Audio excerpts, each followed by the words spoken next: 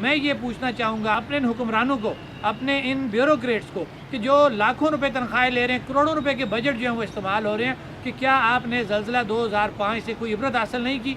क्या आपको कोई मरने का डर नहीं है? क्या आप किसी को जवाबदेह नहीं है कि आज दोबारा वही जो गलती 2005 से पहले हुई, आज दोबारा वो गलतियाँ दोबारा की जा रही हैं? कोई बिल्डिंग कोड नहीं है शहर के अंदर। शहर हमारा स्लोपी एरिया है कि यहाँ पे टाप से पानी सारा बॉटम में आता है, तमाम नालों के अंदर बेहंगम जो है वो तामीरात जारी है, जबकि वो नाले रेड जोन करार दिए गए हैं कि उन नालों में किसी भी वक्त जो है तो ज्ञानी आ सकती है। लेकिन समझ नहीं आ रही कि इनको कौन पूछने वाला है, इनकी कौन इस्लाह करेगा। मैं ये कहूँगा कि वो लोग ज़िम्मेदार हैं। आने वाले दिनों में अगर कोई हादसा होता है तो ये वो अदारे जिन्होंने एनओसीयाँ जारी की और उसके मुताबिक काम नहीं हुआ, तो वो इसके ज़िम्मेदार होंगे, उनको कानून के कटारे में खड़ा करना पड़ेगा।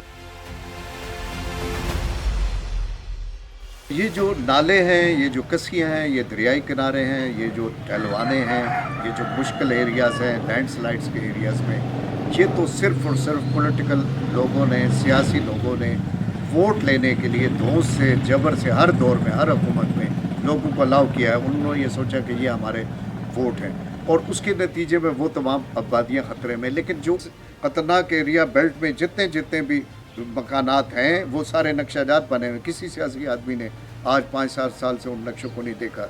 हर सियासी दौर में सियासतदानों के अपने अगराज़ हैं, उन्होंने इन किताबों ही को नहीं पढ़ा।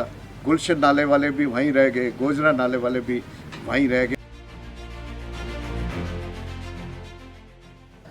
म्यूनसिपल कॉरपोरेशन मुज़फ़्फ़राबाद जो है वो सबसे पहले जो उसका नक्शा की एनओसी जारी करने का जो पहला उसका की शर्त है वो ये है कि ज़मीन के जो कागज़ात होते हैं वो हम तलब करते हैं और बाकायदा उसके जो महकमा माल से जारी शुदा नकल वो नक्शे के साथ लाजमी होती है। उसके बाद हमारा अमला जो है वो जिसमें हमारा पटवारी मौजूद है और हमारा जो टेक्निकल अमला है वो मौके पे जाके साइट विज़िट करते हैं और वहाँ भी पूरी तसल्ली करके हम जो ज़मीन के कागज़ात प्लस उसकी जो दीगर जो लवाज़मात होते हैं कि कहीं वो जो है एरिया कैसा है, उसमें तमीरात हो सकती है या नहीं हो सकती, पूरी रिपोर्ट के बाद हम एनओसी जारी करते हैं। अभी तो हमने अपने वसाइल के साथ जो है वो काफ़ी हद तक जो है नाला जात में या इस तरह की जो गैर कानूनी तमीरात उसको रोकथाम के लिए इक़दाम कर रहे हैं।